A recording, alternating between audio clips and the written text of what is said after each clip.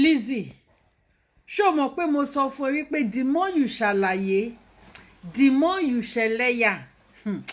The more you are trying to prove yourself right, the more you ṣe kíni, you ṣẹlẹ́yà, the more ni wàá máa tẹ́ sí. Ṣé mo sọ fún àbí mi ò sọ fún ẹ? I told you. You know I told you. Yes, I told you. Ṣó mọ̀ pé mo sọ fún ẹ pé Lizzy Anjorin hospital tó ti ṣe antenatal ní Nàìjíríà, bí oyún ẹ ṣe ń grow stages by stages, kó o fi hàn wá, torí pé controversy òun ni oyún tó ní. Bẹ́ẹ̀ ni oyún tó sọ pé o ní yẹn ó bá. Ẹ̀yin èèyàn wa, arábìnrin yìí wọ́nù Lizzy Anjorin nígbà náà lọ́hùn nígbà tí ó fi lóyún. Wọ́nù rẹ̀ ò wípé kí ó farabalẹ̀, kí ó má ṣe ṣàlàyé. Ó ní dìmọ́ bó bá ṣe ṣàlàyé, dìmọ́ náà ló ṣe máa ṣẹ̀sìn sí.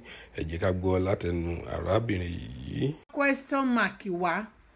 Bẹ́ẹ̀ ni a fi question mark báyìí a fi sí. Torí fún kíni? Oyún tó ní. Ṣé bó ṣe ń ṣàlàyé yẹn, òun ni wọ́n ṣe ń tú àṣírí ẹ̀ síta. Àṣírí ẹ̀ ń tú. Ẹ̀yin tèmi iṣẹ́ tí ń wo fídíò tẹ́ ń wò bí wọ́n ṣe ń gbé rọ́bà síkùn nìyẹn. Bí wọ́n ṣe ń gbé rọ́bà síkùn. Rọ́bà tí kí wọ́n ti ń pè, rọ́bà tí Lizzy tó gbé síkùn. Gbogbo ìgbà tí Lizzy tó fi lóyún, téèyàn bá lóyún first month, second month, third month, fourth month, kò ń ṣe irú Lizzy ló máa lóyún oṣù 4 àbí tó máa lóyún oṣù 5 àbí tó máa lóyún oṣù 6, torí pé ó máa ń fẹ́ prove point fún wa lórí social media. Ó ní ò ní sọ fún wa, ó máa ṣe fídíò ipò òun lóyún oṣù 4, òun lóyún oṣù 5, òun lóyún oṣù. Kò ń ṣe èèwọ̀ lórí social media. Kò ń ṣe èèwọ̀. Àwọn èèyàn máa ń bring out stage by stage oyún wọn máa gbé jáde. Kò ń ṣe nǹkan tó burú. Computer age la wà yìí. There's nothing bad in it. Lizzy ò ní oyún stage by stage yẹn. Boom lákan rí. Nígbà tó wá yá ló sọ wípé oyún tẹ̀ ń wò yìí o. Ó ní pé alẹ́ ọjọ́ tó ń ṣe wedding. Báwo ni wọ́n ṣe mọ̀ wípé alẹ́ ọjọ́ tó ṣe wedding ló ní oyún ní àtọ̀ làtí tó dọmọ? Báwo ni wọ́n ṣe mọ̀? Ó ti mọ̀ pé nǹkan ń bọ̀, wípé àwọn èèyàn máa question ní ọjọ́ iwájú. Òun ló ṣe sáré sọ́njọ́ yẹn pé ìjọ tó ṣe marriage alẹ́ ọjọ́ yẹn ni olóyún. Boom lárí àárí stages wípé oyún wà lára ẹ̀. Akànrí boom.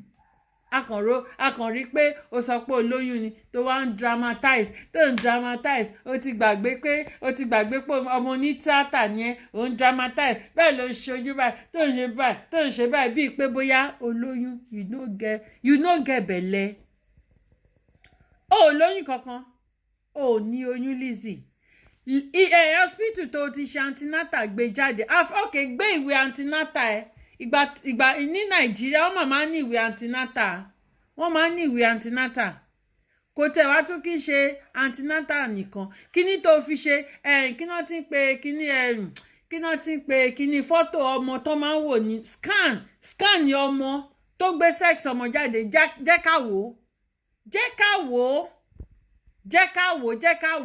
Jẹ́ ká wo hospital, ibi tó audio hospital tó ti ṣe antenatal. Let us see. Ṣé o máa jáde kó máa sọ wípé o kò fẹ́ show stage by stage oyún ẹ, o fẹ́ show. Má bá wa sọ bẹ́ẹ̀ yẹn. Àwa gbọ́n jù ẹ lọ. Kò sí fọ́fàdẹ́ ń bíbá tó jọ́dẹ̀. Gbogbo ọ̀bọ ìdánrè òun ló ti ṣe kíni, ló ti ń wọ suit. Kò ń ṣe kóòtù tí láti wọ̀ nígbà tó wọ̀ sọ́rùn láti nígbà bẹ́ẹ̀dẹ̀ yẹn. Kò ń ṣe kóòtù yẹn là ń bẹ́ sọ o. Suit. Wọ́n wọ suit. Àbí wèrè lọ́mọ ẹni. Jẹ́ ká wo ìwé tí o fi ṣe antenatal ní hospital. Let us see it. Fún oṣù 9 tó fi ṣe antenatal. Ìwé tó fi ya scan, tó fi monitor scan ẹ. Let us see it. Can't we see? Can't you show us? We want to see it. Àtẹ̀wá bẹ́ẹ̀ jàjà bẹ́ẹ̀ certificate mọ́. A fẹ́ rí ìwé tó fi ya scan ní hospital. Kí ló máa ń ṣe ẹ́? Wetin dey do you?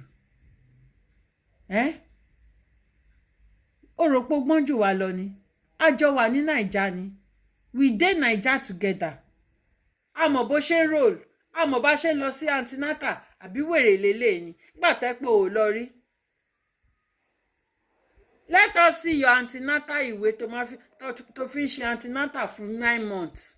Let us see it. Ìwé tó fi ya scan tó máa ń ya oyún sí, wọ́n ya oyún sí, ó dà pé wọ́n ní stamp tó máa ń gbélé, wọ́n gbé stamp oyún sí tí ọmọ wà ní ẹ̀. Let us see it. Kó já morúkọ dọ́tọ̀ ẹ̀. Ìwọ kíní burúkú yìí, wàá máa bóbò wá lórí social media. Wàá máa bóbò wá. Wàá máa bóbò kọ́ńfì ní ìyálà ìjà ẹ̀. Wàá máa bóbò kọ́ńfì. Ṣé èmi ò ti pass through? Ìwọ ò pass through ẹ. O ò lè mọ ìwé tí mò ń sọ, ò lè mọ láyé. O ò lè mọ rọ́bà ló gbé sídìí. Rọ́bà ló gbé síkùn. Ṣèbó tún fẹ́ lọ gba second born ni ó fẹ́ lọ gbà lọ́wọ́ Rótìmí tí embassy tí wọ́n lé ẹ padà sílé. Wọ́n lé ẹ, ò lè lọ. Ọwọ́ ọmọ Rótìmí o tún fẹ́ lọ gbà ni. Wàá wá sọ pé o ti lóyún kejì, o ti bímọ kejì. Wàá wá lọ gbà.